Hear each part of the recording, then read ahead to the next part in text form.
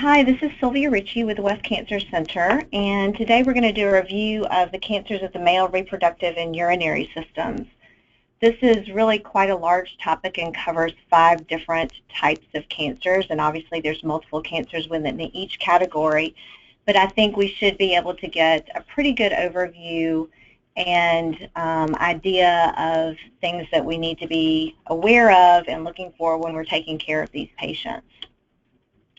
So the cancers that we're going to review today include kidney cancer, which is here, bladder cancer, here, prostate cancer here, testicular cancer, and penile cancer.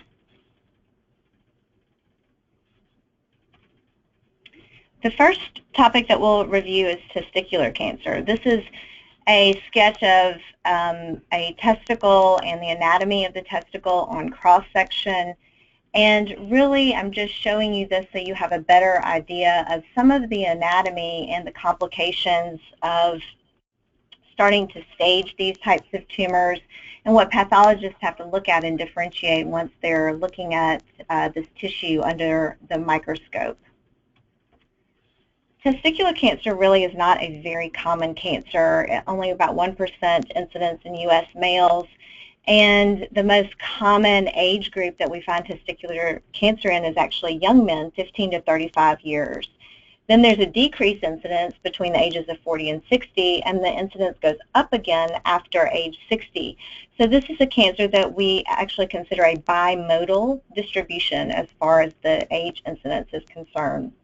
It's definitely more common in white males, but it's been increasing in African American males since the 1990s, and the cause of that is really not clear.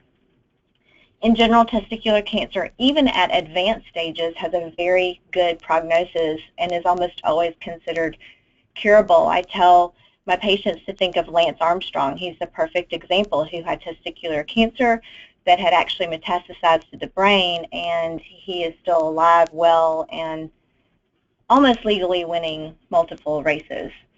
The recurrence for testicular cancer is usually within the first 2 years. Rarely does it happen after 5 years, and so the surveillance recommendations by the NCCN are really very specific and geared towards the first 5 years after the diagnosis.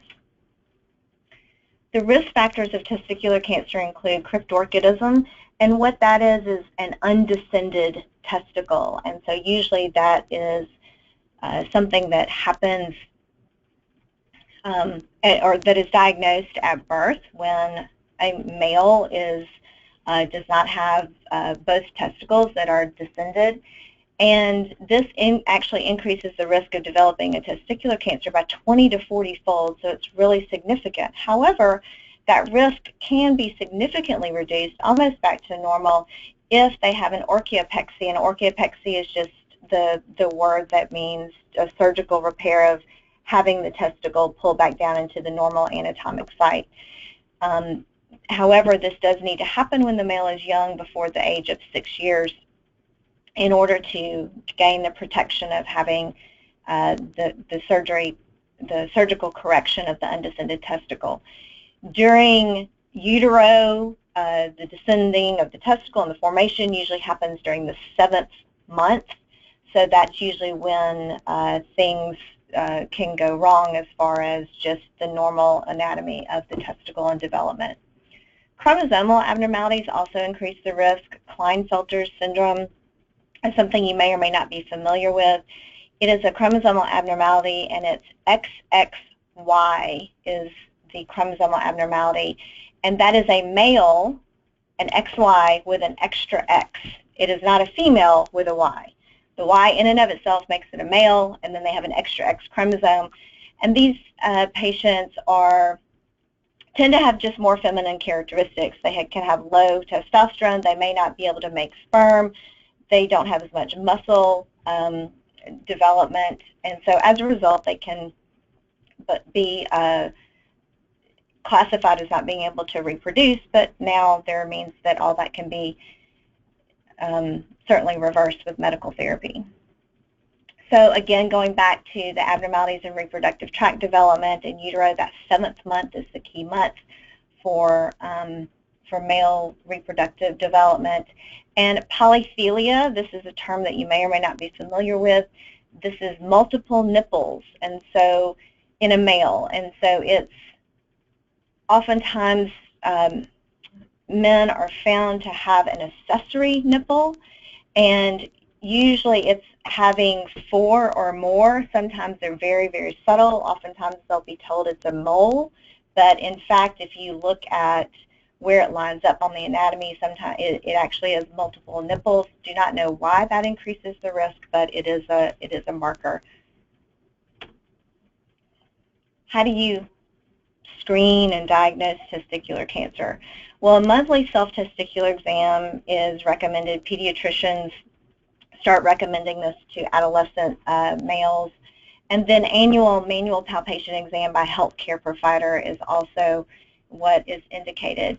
Sometimes it's very difficult, though, because men in general don't necessarily go to the doctor on a regular basis or even a yearly basis for routine exams like women do. So sometimes the opportunity for the exam just doesn't exist. The ultrasound is actually used to diagnose a mass. So once something is palpated that is abnormal, an ultrasound is done on the testicle to confirm that it's a solid mass, and then there are no biopsies done. In this situation, if a solid mass is found, you go straight to surgical removal of the testicle, and that procedure is called a radical inguinal orchiectomy. Then the testicle is examined by the pathologist and a diagnosis is made. Other tests that may be helpful throughout the staging process and diagnosis process is a CT of the abdomen and pelvis, because you want to evaluate the lymph nodes. You can do a chest CT if there's symptoms or if there have been abnormalities on a chest x-ray. And an MRI of the brain is also indicated if there's any type of symptom, something even as mild as a headache that has not been diagnosed before. PET scan is not always used at the beginning of diagnosis, but oftentimes can be used somewhere throughout the treatment course. It is something that will light up in a seminoma, but not a teratoma. We'll talk about that a little bit more later. Labs that are used and important prior to the orchiectomy are tumor markers of AFP, alpha-fetoprotein, which you're also familiar with as a tumor marker in hepatocellular carcinoma, a beta-HCG. This is a quantitative serum test. This is also a pregnancy test. And sometimes the lab will call and say, do you know you ordered a pregnancy test in a man? And you say yes, and move on. But it's the exact same test. And the LDH, lactate dehydrogenase. And so these are all tumor markers that actually have significance in their staging as they move on.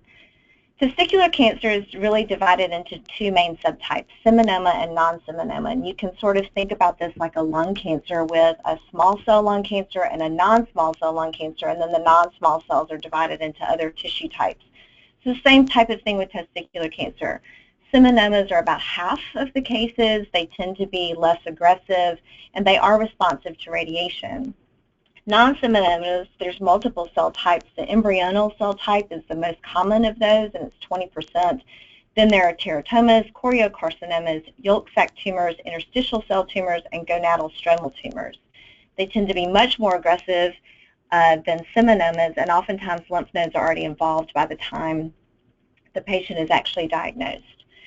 Embryonal tumors are not responsive to radiation therapy, and they do tend to be much more locally invasive, spreading to the spermatic cord, but lungs should always be checked if there's an embryonal tumor origin, because that's another site that they will go. And then, of course, there's the mixed bag, and you treat it based on the primary cell type. What are the treatments? Well, surgery is the mainstay of treatment, and that's where a radical inguinal orchiectomy is performed. Then an RP-LND is used oftentimes not at the beginning of the diagnosis, but after chemotherapy. RP-LND stands for retroperitoneal lymph node dissection, and this should be done in the hands of a very skilled and expert surgeon, because it just really consists of removing lymph node chains that travel along with nerve bundles, and there can be significant damage if it's not handled appropriately. And then this is also a type of cancer that isolated metastatic lesions can be surgically removed, such as an isolated lung lesion or an isolated brain lesion. It's appropriate to surgically remove those as well. Radiation therapy is not usually a mainstay of testicular cancer, but early-stage seminomas can be used as adjuvant therapy and certainly for palliative therapy to the brain. Chemotherapy has evolved a bit, but it's proven to, it's very well proven to be effective in testicular cancers. Carboplatin at a single dose of AUC of 7 is used for pure seminomas that are stage 1A, and some consider 1B also a possibility. This has been around for probably about 10 years, where a study was performed showing that radiation after removal of a pure seminoma, early stage pure seminoma, adjuvant radiation needs to be performed to the pelvic lymph nodes to prevent distant spread and relapse. And then that was compared to single dose carboplatin, and it was found that they were equivalent. However, given the potential long-term side effects of exposure to the radiation therapy that did not exist with chemotherapy, now the treatment really has shifted to single-dose carboplatin. For more advanced tumors, cisplatin-based chemotherapy really is the mainstay of treatment. And 3 of the most common regimens are EP, which are etoposide and cisplatin, BEP adds bleomycin to that, and VIP, which substitutes the bleomycin for ifosfamide. The thing about chemotherapy in testicular cancer is that because it's really considered a curable cancer regardless of the stage, then you want to be aggressive with the chemotherapy. The regimens are aggressive and oftentimes a week long of therapy every 21 days, and as a result the toxicity can be significant as well. So one thing that is important though when you're trying to treat a testicular cancer is that you do not deviate from the protocol or in any way, doses of the medication or the time schedule. So this is a protocol where even if patients are significantly neutropenic, if it's time for their next cycle, then you just put them in the hospital, keep them protected, do everything you can with supportive care, and move on and get them through the treatment. Infertility is certainly an issue, so sperm banking has to be discussed, and it needs to be performed prior to the first dose of chemotherapy. So obviously they've already had surgery, which in fact is what gives them the diagnosis. Then they're going to be moving on to chemotherapy next, and sperm banking needs to be discussed prior to any chemotherapy. And it needs to be performed before that as well. Obviously this is for any man that is still considering reproduction. Long-term sexual dysfunction can also be common, so those are issues that the urologist can help handle. And the good news, though, is that if the cancer does come back, it's usually still very responsive to chemotherapy. It's pretty rare that the tumors are refractory, but certainly it can happen. This is just a couple of slides of the staging, not that you're expected to remember it, but there's some interesting things about the staging that I did want to point out that are unique to testicular cancer. If you look at the T stage, you'll notice there's a little P in front of all of the T-stage tumors, and as you know, that stands for pathologic staging. And so in testicular cancer, because the diagnosis is made from the surgical specimen, then you always have a pathologic T-stage. Then you move over to the ends, and you can see you don't always have a pathologic end stage. That's usually only if there's a retroperitoneal lymph node dissection. Oftentimes the end stage comes from more of a clinical scenario from the imaging, and then M is also from imaging as well. Then when you start looking at the actual stages of testicular cancer, this is also unique to testicular cancer, you can see there's no stage 4, but there are multiple divisions of stage 2 and stage 3, and they also have the additional caveat of the S stage, which stands for the serum tumor markers. That's the LDH, the AFP, and the beta-HCG that I was referring to earlier. And if you look over here, you can see the serum tumor markers and the parameters for which will give them an S0, 1, 2, or 3 stage. So those are just some unique things about the staging of testicular cancer. Okay, we'll move on to penile carcinoma. This is the anatomy here, a cartoon drawing of the anatomy. This is a cross-section, and I just really want you to get an idea of really the anatomy of how the corpus cavernosum is really on both sides, and the spongiosum kind of sits below on the ventral surface, and the urethra going through the corpus spongiosum. So that's going to be significant when we're talking about how we're going to treat it.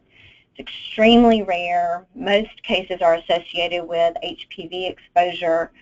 Other risk factors would be phimosis, and phimosis is a congenital condition where the foreskin does not have an opening that's large enough so that the foreskin can be completely retracted, maybe only partially or not at all, which can lead to other issues with hygiene and then chronic inflammation, as you can see. HIV increases the risk. Smoking increases the risk, and that's going to be a recurrent theme that you need to make note of, and lack of circumcision, so the same types of principles of the phimosis. The diagnosis of penile cancer is by biopsy of the lesion. This is a cancer that you can see. The patient can visually see that something is wrong and something is growing, unlike most other cancers that stay inside the body, and it's not until you get a symptom that it's even there. Usually the penile cancers tend to spread just locally. It's pretty rare to have distant disease, but certainly that can happen, and they can spread to adjacent tissues and then go to the regional lymph nodes, the iliac nodes and the inguinal nodes. That risk is highest in those that are 60 and older. The treatment is by surgery, and it's a partial or total penectomy. Just depends on the extent of the disease when it's found and where on the penis that the disease actually is. That's what will help determine what type of surgery the patient needs to have. And then lymph nodes are involved, and now they're routinely using sentinel lymph node evaluation just like they do in breast cancer to help avoid full lymph node dissections so that edema is not associated down the road. I'm going to skip down a little bit to chemotherapy. Chemotherapy is usually given in a neoadjuvant setting, so several cycles of chemotherapy, then followed by the surgery. The chemotherapy will almost always give a much better surgical outcome. And the drugs that are used are really squamous cell sensitive chemotherapy, so cisplatin, paclitaxel, ifosfamide, and even 5-FU. Radiation is rarely used for local therapy. It's almost always palliative when other options are unavailable for whatever reason. Here's the staging, typical sort of stage division, where you can see between stage 2 and 3 the distinction is whether or not lymph nodes are actually involved. Moving on to kidney cancer. So kidney cancers in general usually kind of seem to start on the outside edge of the kidney and move towards the middle. Okay, so they move towards the renal pelvis, and you can see this the microscopic functional unit of the kidney is called a nephron, and the purpose of the kidney is to filter our blood. And what we don't need in the waste is the urine, and that's what's made, and it goes here into the renal pelvis and then down through the ureters. The other important purpose of the kidney, as you know, is to produce erythropoietin. So if the kidney is not functioning well, then that's why patients can have secondary anemia, because their erythropoietin is not getting produced properly from the kidney. So patients with chronic renal disease almost always have that problem. The kidney is a pretty important organ because it gets 20% of the blood flow of every heartbeat. So the fact that you have your entire body for each pump of the heart to distribute blood, and 20% of that goes directly to the kidneys, tells you how significant it is. This is why hydration status is so important for protection of the kidneys. So when patients are very dehydrated, their blood volume is low, well, then you can see if the kidneys are supposed to get 20% of each heartbeat, then they're certainly going to be affected by the hydration status. So kidney cancers are also rare. This is not a common tumor at all. It's only about 3% of cancers, but there is a rising incidence since 1998, and it could be related to incidental findings on imaging. So now that imaging is so common for other problems, a patient has an abdominal symptom and gets a scan, then oftentimes we're finding, oh, there's a 1 centimeter solid tumor on the kidney that needs to be followed up. So we think the diagnosis could certainly, and the incidence could be rising simply because we're finding them incidentally on imaging for other reasons. There's a male predominance, 1.5 to 1, and unfortunately there's no screening test, but patients with certain disorders we're definitely going to be looking.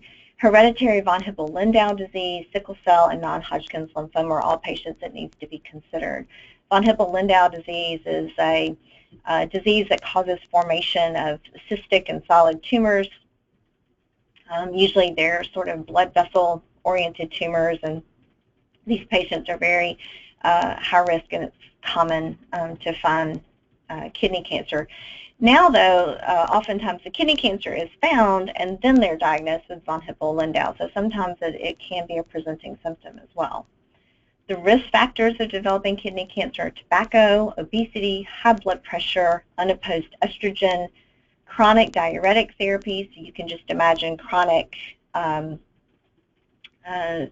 sort of injury and abuse of the kidney, prior radiation therapy, occupational exposures to heavy metals or petroleum, asbestos, dialysis long-term can cause cystic kidney disease, and then ultimately that can become malignant as well.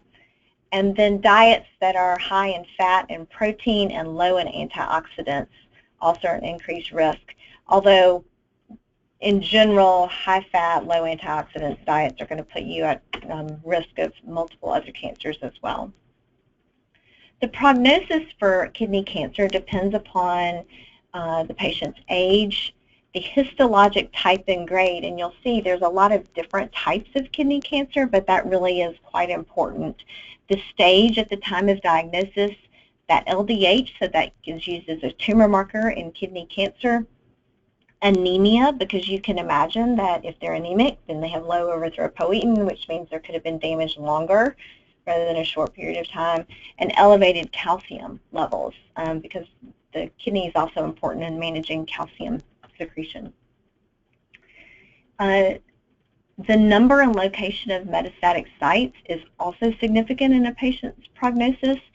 And if they do develop metastatic disease, then what was the time from their kidney removal to the development of the metastatic disease?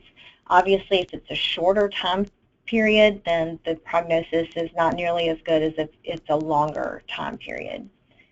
The 5-year survival rates in kidney disease, you can see they're very good in stage 1, 81%, stage 2, 74%, stage 3, 53%, and then stage 4, there's a significant decline to only 8%. Clear cell is the most common classification of kidney cancer. It's the vast majority, 70 to 80%. Most of the treatments that we have are targeted towards this cell type and are specific to that. We think the clear cell carcinoma arises from the proximal renal tubule, but we're not completely sure because it could come from other areas of the kidney anatomy. There are hereditary and sporadic forms. If the short arm of chromosome 3 seems to be significant, and then, as we stated earlier, the von Hippel-Lindau disease. Papillary classification of kidney cancer is about 10%, which leaves 10% of cases for all the other types. So clear cell and papillary is the most common. This arises from the proximal renal tubule epithelium, and there are hereditary and sporadic forms of that with usually it's trisomies of these chromosomes 3, 7, 8, 12, 17, and 20. Chromophobe carcinomas are about 5% of cases, and this comes from the renal tubular epithelium, probably from the collecting ducts. It's not nearly as aggressive. It has a very good prognosis, but it's usually associated, rather than a trisomy, a loss of a chromosome, 1, 2, 6, 10, 13, or 21, or an alteration in chromosome number 17. So the thing about chromophobe you need to remember is that it does have a very good prognosis. The collecting duct or Bellini duct carcinoma is not very common at all, but it is very aggressive, less than 1% of cancers, and it arises in medullary collecting ducts. There's a subtype that's called renal medullary carcinoma that is found in African American men with sickle cell disease. So that's one thing to remember, and test-worthy that men with sickle cell anemia are at an increased risk of renal medullary carcinoma. And again, it tends to be very aggressive and difficult to treat and has a poor prognosis associated with it. Then, of course, there are unclassified tumors. Sarcomatoid tumors used to be a separate classification, but now they're just viewed as a manifestation of high-grade carcinomas. How do you treat kidney cancer? Well, surgery, again, is the mainstay of treatment. Radical nephrectomy, partial nephrectomy. Partial nephrectomy is usually reserved for tumors that are not centrally located. They're either the upper pole or the lower pole, and they're 4 centimeters or less. Cryosurgery is another form of treatment. Radiofrequency ablation is also commonly used for patients that are non-operable, or active surveillance. And, you know, these are tumors that seem to be slow growing, incidentally found. You can sort of watch them with serial scans and get a feel for their aggressive nature before putting someone through surgery. The interesting thing about surgical removal of the tumor is that even if the patient is found to have metastatic disease at the time of diagnosis, they have a better prognosis if you still remove the tumor, the primary tumor. So even though the disease has already spread, this is a cancer that you would still consider removing the primary tumor. We know that kidney tumors tend to be very immunogenic, and you can sort of think of the primary tumor as that main beacon, if you will, for the signaling. And there have been studies performed where actually they've shown spontaneous regression of metastatic lesions when the primary tumor is removed. That was obviously before we had all of the good treatments that we have now, but that just shows that the primary tumor is giving some sort of signal via the immune system for the metastatic sites to grow, and if removed, then regress. Radiation therapy is usually not something that is part of treatment, particularly to the kidney itself, because these tumors in general are not responsive to radiation therapy, but it can certainly be used for palliation. So if you're trying to palliate bone pain or if there's brain metastasis, then radiation is still the mainstay of therapy there. Traditional chemotherapy has not shown any improved survival. There are some drugs such as a combination of Xeloda and gemcitabine, or gemcitabine and cisplatin, that have shown some response rates, but certainly no overall survival. Immunotherapy, prior to the targeted therapy that we have now, was the mainstay of treatment, and high-dose IL-2 or interleukin-2 actually offered a complete response to about 5% of patients. And this is the interleukin that we would have to admit patients to the hospital because the complications of those higher doses require such significant supportive care that they're almost treated like a bone marrow transplant patient. interferon alpha has also been used, though not nearly as effective. It doesn't have the complete response rates that IL-2 has had. And now we have nivolumab, or Opdivo, which has just recently been approved, and that's certainly under the immunotherapy category.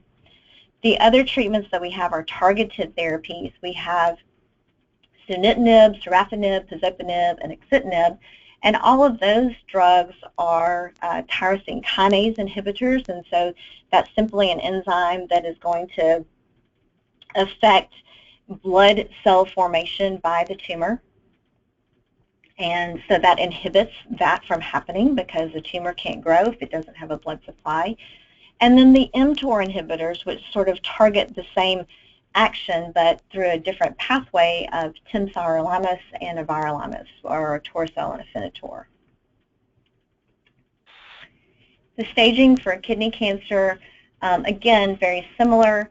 The big line is always drawn between stage 2 and 3, and that's where the difference of lymph node involvement or not comes into play. Okay, we'll move on to bladder carcinoma. So this is a diagram of the bladder, and you can see where it sits in the male anatomy. And what's most important to note is how, so this is the interior, the lumen of the bladder, and then the neck of the bladder, and this is referred to as the dome of the bladder, and then the urethra. And you can see where the prostate gland sits, sort of at the neck of the bladder, and how if something is abnormal with the prostate, you can get urinary symptoms. The bladder really it really only serves as a temporary reservoir for urine, but then then the urine is expelled through the urethra. So really it's just simply a collection vesicle for all the waste that the kidney has made. The incidence in the world is highest in the United States and in Egypt, but the reason it's so high in Egypt is because of schistosomiasis. And schistosomiasis is a parasite that is ingested through contaminated water. Children oftentimes are the ones that are exposed to schistosomiasis in Egypt, simply because they're the ones that will be playing in the contaminated water, and they'll ingest the parasite. There's about 72,500 new cases of bladder cancer every year, and about 15,000 deaths, and the male to female ratio is 4:1, so it's much more common in men than it is in women. Rarely is it diagnosed before the age of 40, and the median age of diagnosis is 65. And I would say this pretty much holds true with my own personal practice, but I actually even tend to see older patients, I would say more 70 to 82 range. Risk factors, or factors, as the slide said, is again tobacco abuse. There it is again. So, and this is really probably the #1 risk factor of developing bladder cancer, and most patients don't know that. They're not aware of it. Most people are associated with tobacco use with lung cancer, but it really is the #1 risk factor of developing bladder cancer as well.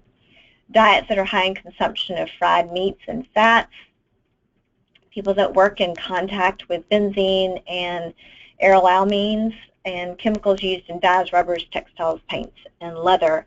And you always have to remember these aren't just isolated exposures to these chemicals, it's prolonged and consistent exposures.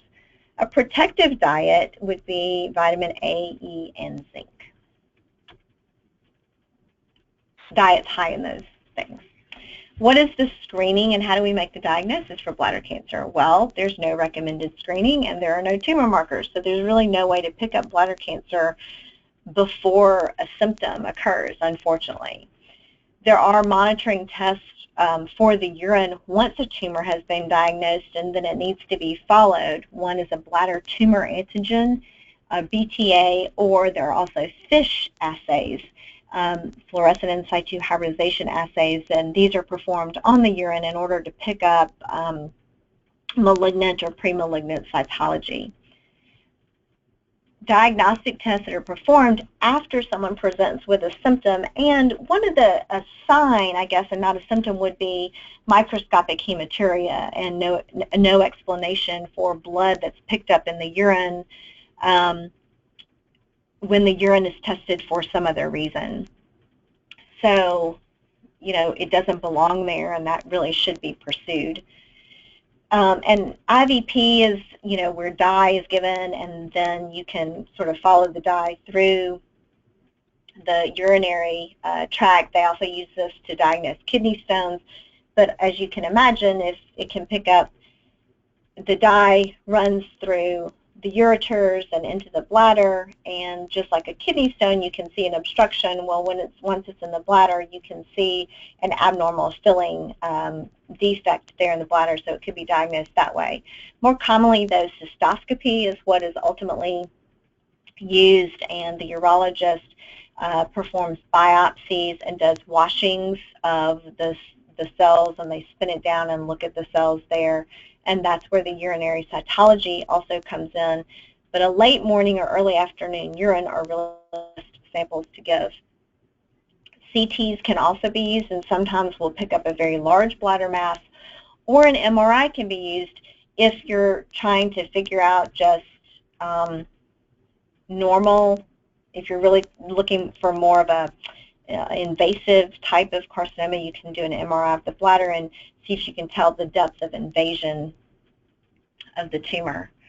So let me go back here. So what's really significant in bladder cancer is the invasive disease, and what you're interested in is not how far into the lumen does it go, but how deep into the bladder surrounding tissue, or how deep does it invade. And that's when we're talking about invasive or muscle invasive tumors, that's really what we're talking about, is it getting into the muscle layer of the bladder wall itself, not how big is the tumor just sitting in the empty space of the bladder.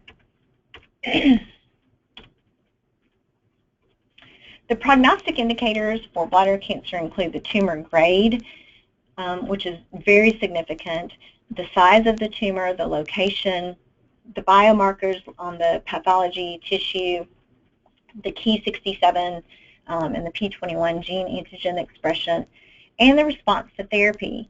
In general, muscle-invasive bladder tumors are given chemotherapy before the bladder is removed, and so if at the time of surgery in a patient that's been exposed to chemotherapy no longer has signs of the cancer that are left in the bladder, then that offers a much better prognosis than if there's still a significant amount of tumor that can be seen.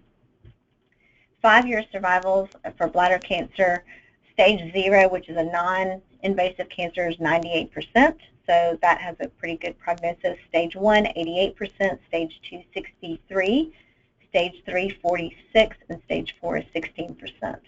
So it tends to be a pretty aggressive disease, and it needs to be treated aggressively. African Americans have a lower survival rate compared to whites. Most common is urothelial carcinoma or transitional cell carcinoma. 95% of bladder tumors are this, and that's because the cells that are lining the inside of the bladder are transitional cells. They're kind of squamous-looking cells, but they have a very unique shape that allows the bladder to have the dome, round shape, and expand and contract like it needs to hold urine from the epithelial layer. And 70 to 80% of the tumors of bladder cancer are considered non-muscle invasive bladder cancer or superficial. So that's going back to the diagram I was showing you earlier. These are divided into carcinoma in situ, non-invasive papillary, invasive papillary, and solid tumors. The papillary is combined to the first 2 layers of the bladder, but it can project inward into that space in the bladder. It doesn't tend to go as deep, and usually can just be removed surgically at the cystoscopy. Squamous cell carcinomas are also seen not very commonly, adenocarcinomas less commonly, and small cell tumors very rare, but certainly have been seen, and then they would be treated like small cell carcinomas of any other organ.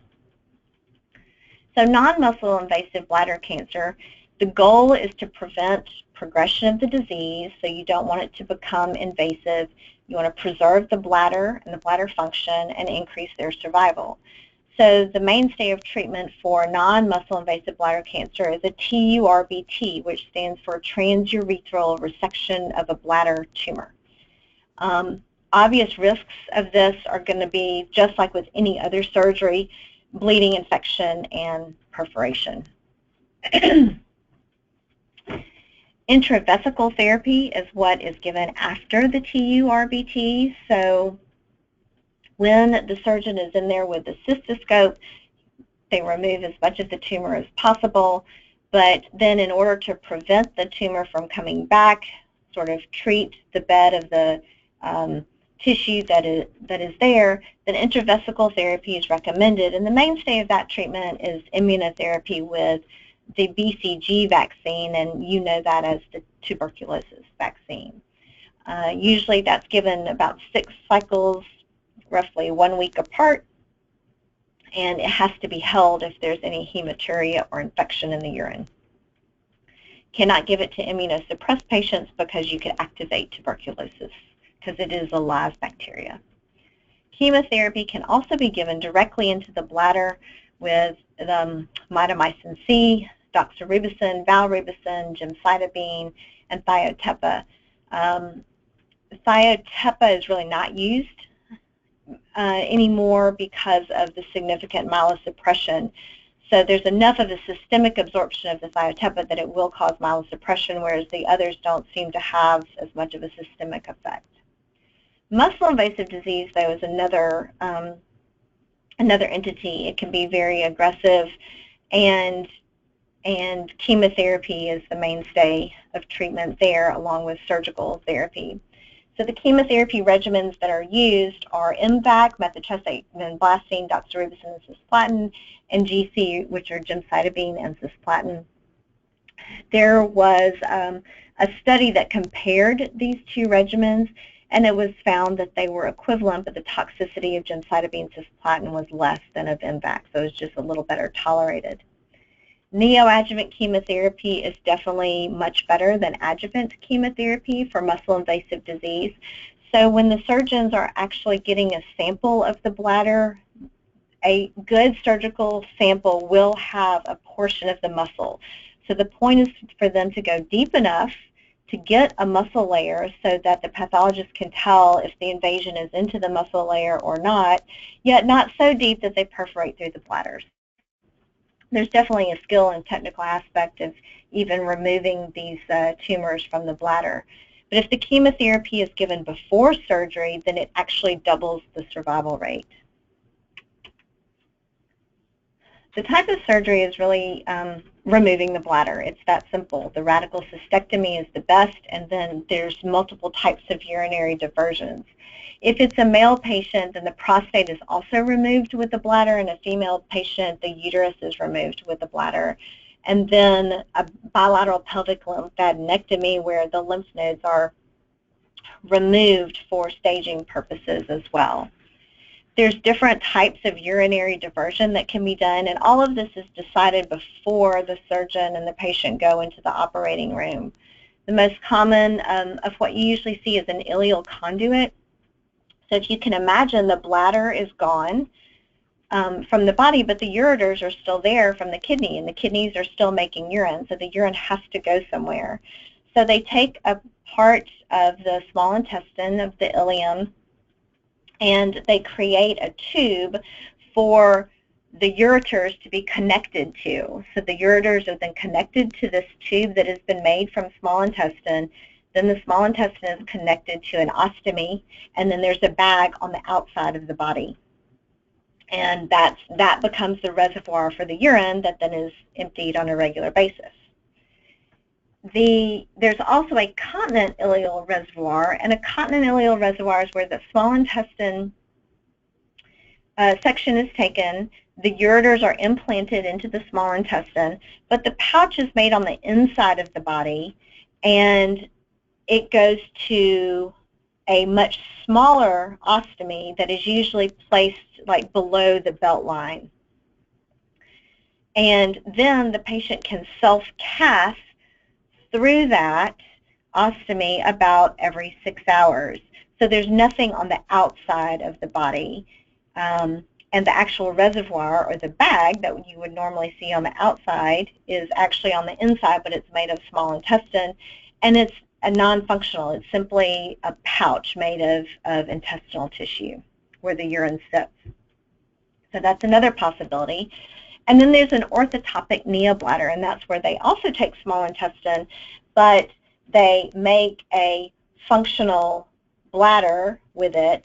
The ureters are connected, and the urinary tract and the urethra they stay intact. This takes a very specialized and skilled surgeon. There are not many in the country that actually do this. The quality of life tends to be better because that's going to mimic a natural bladder, but the problem is that there can be a lot more malfunction, because anytime you're trying to substitute how we were made, it's never going to function exactly the same. If for some reason the patient cannot have surgery, whether it's other medical conditions or their age or other just comorbidities, or they're just not willing to go through it, then you can consider what's called bladder preservation therapy, and that is a combination of chemotherapy and radiation. So in order to have maximum benefit from that, there still needs to be a TURBT where there's maximal debulking of the tumor by the surgeon, then radiosensitizing chemotherapy is given along with the radiation to make those cells more vulnerable to death, and then the radiation does its job. Cisplatin-based chemotherapy is the most common. You can use combinations of cisplatin plus 5-FU, or mitomycin plus 5-FU. And the radiation doses tend to be pretty hefty, but the bladder can handle it. And the total dose ultimately can go up to 66 gray in certain cases. The bladder staging, again, it's very similar, but the difference is if lymph nodes are involved, that pushes the patient to a stage 4, because that just offers a much worse prognosis. So lymph nodes being involved is really almost as bad as distant disease, and just needs to be treated aggressively with the chemotherapy. The grade, as I said, in bladder cancer tends to be very, very important, as well as the histopathologic type, because that's going to dictate therapy. And so it actually, the staging on the NCCN goes into a little more detail about how that needs to be classified. And I just want to show you that bladder cancer is not just one cancer. You kind of have to consider cancers of the entire urinary tract. So you can see this is from the renal pelvis and the ureter. This is for urethral carcinoma. So above and below the bladder go along with the same treatment types of algorithms. Okay, moving on to prostate cancer, which is a long series of talks in and of itself, but I'm going to try to give you a simple overview. This is the anatomy of the prostate, and most importantly, what you need to realize is where the prostate sits in male anatomy. As we talked about, and I showed you with the bladder, here's a normal prostate gland. It sits around the neck of the bladder, and the urethra goes right through it. So this is a picture of just benign prostatic hypertrophy, which would also mimic a cancer. And you can see that if the prostate becomes too enlarged, then the urethra is going to narrow, and then urinary expulsion becomes much more difficult. So that's where all the symptoms of urgency, or not emptying the bladder fully, or feeling like they never empty their bladder completely, and irritability, where all of that, not having a strong stream, that's where all of those symptoms originate, is just from this narrowing that can occur from the prostate tissue enlarging around the urethra. It's the most common cancer in men, about 1/3 of all male cancers, and about 240,000 newly diagnosed cases a year, with 30,000 deaths. So it's the male equivalent of breast cancer as far as incidence and deaths are concerned. There's decreased survival for African Americans, but overall there is some improvement since the 1970s. But stage for stage, African American men do not do as well as white men. Common metastatic sites include the lung, liver, adrenal, kidneys, and of course bones, which is the most common. Usually, or 75% of cases are found in men over the age of 65. African American race increases the risk. And a diet that is high in fat is no good, but if it's high in vitamin D or lycopene, that is good. And as you know, the main source of lycopene are tomatoes, grapefruit, pink grapefruit. Those are pretty common lycopene sources. And then there was a big selenium trend, and still some people are recommending that men with prostate disease do take a selenium supplement. However, more recently the studies have not really panned out and are showing that in fact it could be more harmful, so we're not really recommending routine selenium anymore. Occupations that increase the risk would be farming, cadmium exposure through welding, and battery manufacturing. And again, these are not isolated exposures, they're long-term life exposures. There's genetic predispositions on the HPC1 located on chromosome 1. And then certainly it's considered a hereditary cancer, because if a first-degree relative has had prostate cancer, then there's a 2 to 3-fold increase in that person to develop prostate cancer. But if a first and second-degree relative have had prostate cancer, then there is a 6-fold increase in the likelihood of development. How do we find prostate cancer, and what is the screening? Well, this is probably one of the most controversial issues in medicine. And the reason why is because we do have a simple blood test and a PSA, or a prostate-specific antigen, that can detect prostate cancer, but the concern is that once we detect an abnormality, what are we going to do with it, and does the testing for that abnormal lab lead to worse things than the disease itself? So if the treatment is worse than the disease, then sometimes you have to reconsider what you're really looking for. So a clinically insignificant tumor could potentially lead to very dangerous and life-threatening side effects. I mean, you know, someone can get a life-threatening infection just from a prostate biopsy. So, and it could have been just a low-grade tumor. So those types of things need to be avoided. A normal PSA is between 0 and 4, but there are a few things that everyone seems to have agreed upon, and so I just want to highlight those points. That no screening under the age of 40 is ever recommended. 40 to 54 at high risk, so if you have that first and second degree relative, or have a known gene mutation, then that's when the conversation happens about how you're going to screen that patient. We know that between the ages of 55 and 69, that's the greatest benefit, because if you find an asymptomatic cancer in those men, then likely it can be treated and cured and they have a normal life expectancy. In general, it is not recommended for men over the age of 70, or if they have a less than 10 to 15-year life expectancy, because it's thought that most prostate cancers are going to be slower growing and not clinically significant, and so you don't want to put someone at higher risk through or treatment if their life expectancy isn't even 10 years as it is.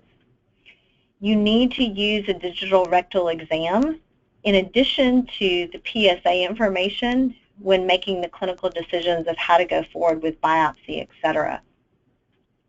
The transrectal ultrasound with the biopsy is how the diagnosis is actually made.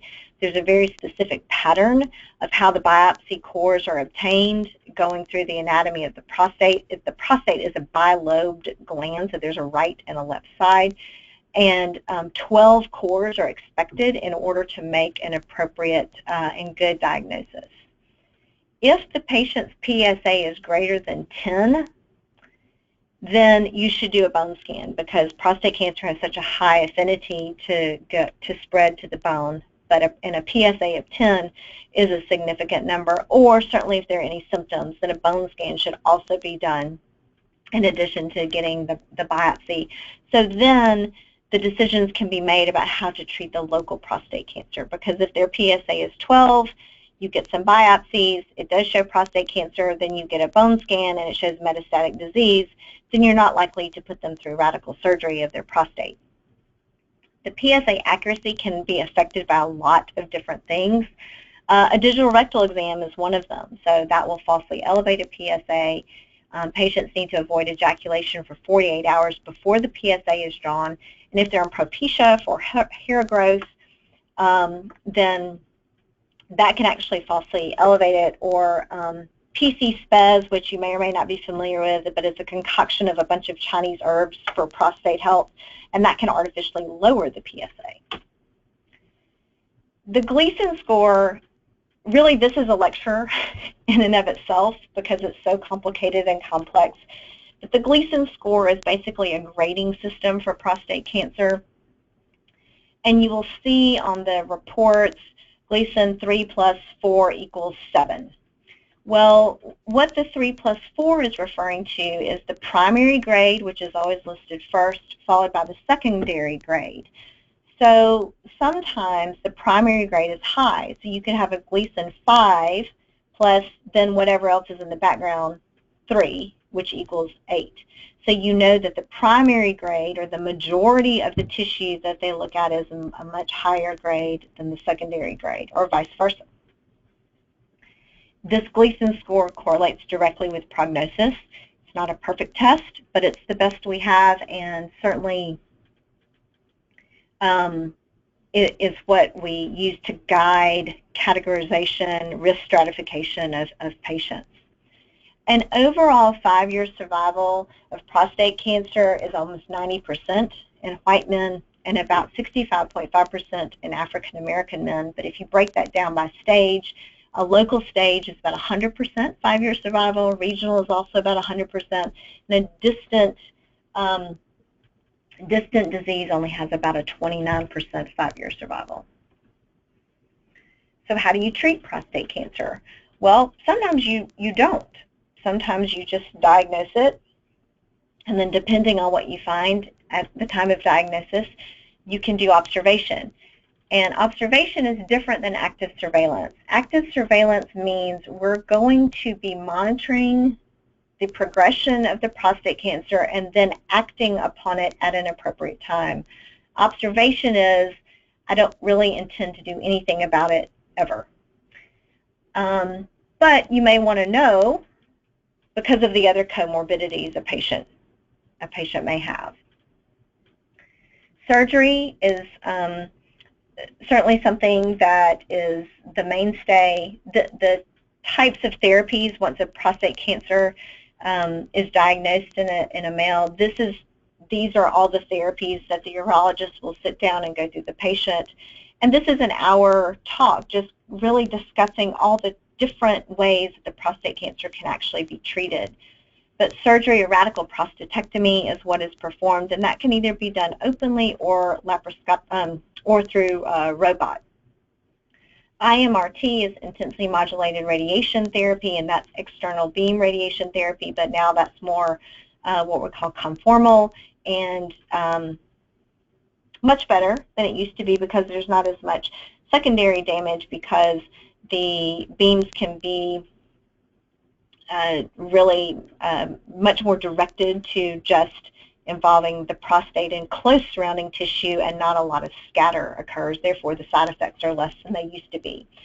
Brachytherapy is the seed implant therapy that you've heard about before, and that's where they actually implant radioactive seeds into the prostate, and those stay there. They don't go anywhere. Low doses of radiation basically are released and ultimately kill the cancer cells. There's also cryosurgery, which is freezing. I don't know, when I'm trying to preserve things like leftovers, I freeze them, so I don't see any point in freezing a cancer, but evidently it can be effective. But supposedly the data says that it can be as effective but less side effects but there's also other data that says it's not nearly as effective. So in general, that's usually not recommended. And then bone therapy in patients who have metastatic disease to the bone. As you know, bisphosphonates can be used in the form of Zometa, or now denosumab is really the mainstay because Xgeva actually did show a significant benefit in prostate cancer patients specifically, and Prolia, which is the preventative therapy in patients that are on testosterone-lowering therapy because the risk of osteoporosis is so high when we get rid of testosterone. So really, if you think about the treatments for prostate cancer, it's surgery, different types, radiation, different types. The complications of surgery and radiation include incontinence, erectile dysfunction, and gastrointestinal dysfunction, and that more specifically is radiation proctitis, where because of the scatter of the radiation, then they have issues with damage to the rectal tissue from the radiation, and they can have long-term issues with pain and diarrhea, discomfort, and even bowel incontinence. Now, hormonal manipulation also goes along with this in the background. The stages and direction of treatment of prostate cancer, the algorithms are so complicated that I really can't go into how and when and how you choose which types of hormones, but the bottom line is we know prostate cancer grows because of testosterone. So you have to get rid of testosterone as part of the treatment of prostate cancer if it is anything beyond a very low-grade local disease. So one way to do that is orchiectomy, and that's just removal, surgical removal of the testicles. That's the easiest way because, as I said earlier, one of the main functions of the testicles is to make testosterone. So surgical removal is actually the mainstay of treatment in Europe, but not here. We tend to use the LHRH analogs, or the shots, as men will refer to, of Lupron, Zoladex, Zolagard, those are some brand names, or Degarelix, which is a GnRH antagonist, and so that acts a little bit differently. And this is all having to do with where these drugs work and the feedback loop from the hypothalamus down to the gonads. And then you can also use anti-androgens. Flutamide is one that actually acts on the adrenal glands, and that's one that you want to give for a short period of time when you start any of these other injections, because that will prevent what's called the flare that can happen when you first start some of these treatments. So it sort of suppresses any extra testosterone that can be made in the body from steroids that are generally circulating from the adrenal gland. Other anti-androgens, now you're more familiar with enzalutamide and abiraterone that are used in the metastatic setting. And then Megace. Megace used to actually be the mainstay of treatment for advanced prostate cancer. But as you know, we also, it's more of a estrogen-like effect, and then is used for appetite stimulation. DES used to also be available, and I guess it still is in small quantities, but not a go-to for treatment. And then ketoconazole, the antifungal drug, is also used, and that the rationale behind that is it causes adrenal suppression of testosterone. And so again, it just goes back to all of those hormonal manipulations are, the goal is to lower testosterone. And most clinical trials want a testosterone less than 50, but now the recommendation really is it should be less than 20. So the side effects come from low testosterone, and it's fatigue, muscle wasting, weight gain, gynecomastia, hot flashes, and so we have to help patients manage all of those side effects of the hormonal manipulation. Chemotherapy can also be used in advanced disease, so patients that already have disease that has spread outside of the prostate. Docetaxel, cabazitaxel, and mitoxantrone are all approved in that setting. Docetaxel and cabazitaxel actually do show a survival advantage. Mitoxantrone does not, but it does show improvement in symptoms, particularly pain. Vaccine therapy. Now, our goal is to move vaccine therapy to patients without the disease, but currently it is still in the setting of metastatic disease, and it does prolong survival the one that is approved at this point in time is Sipuleucel-T or SIP-T or Provenge. And this is really a pretty cool drug. It's kind of science fiction stuff. Patients are have a double lumen catheter placed, and then they're hooked up to a machine that's similar to a dialysis machine. The blood is filtered for a very specific type of white cell and dendrocyte, which is an antigen-presenting cell, and those cells are kept. The rest of the blood is given back to the patient, and then those cells are taken to a lab, and an antibody is actually made to that patient's specific prostate antigen. Then it is shipped back to the site, and the vaccine is infused into the patient. That process happens 3 times over a 6-week period. So every 2 weeks, that entire process is repeated. Then what happens is the body's own immune system makes the antibodies to the prostate antigen that is specific to that patient. So you cannot use someone else's prostate antigen in another patient and it be effective. Now more generalized vaccines are being developed, and we've been involved in clinical trials of that, and we're kind of anxious to see. And I think we're pretty close to availability of those as well.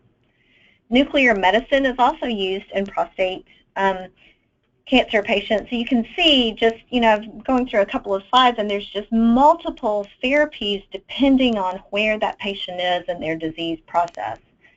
Radium-223 is relatively new. It's a form of radiation. But it's alpha radiation, which is a very, very short beam, and that gets infused and then it's deposited in the bone. So this is for patients with metastatic disease to the bone. It's given once a month for 6 doses, and actually does show a prolonged improved survival as well as improvement in pain. So these are patients that you would want to only disease. If the patient has other cancers, you wouldn't just use that therapy. Samarium and strontium are also other elements that can be infused and used in nuclear medicine, but those are only for palliation and for pain, palliation of pain.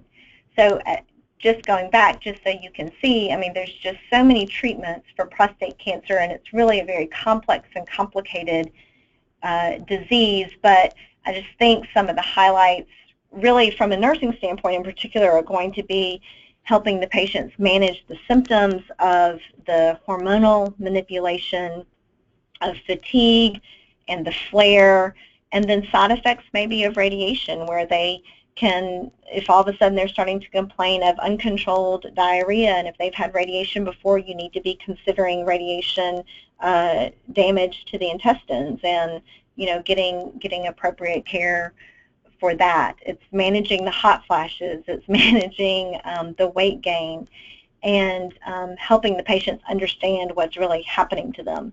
Oftentimes they don't understand that.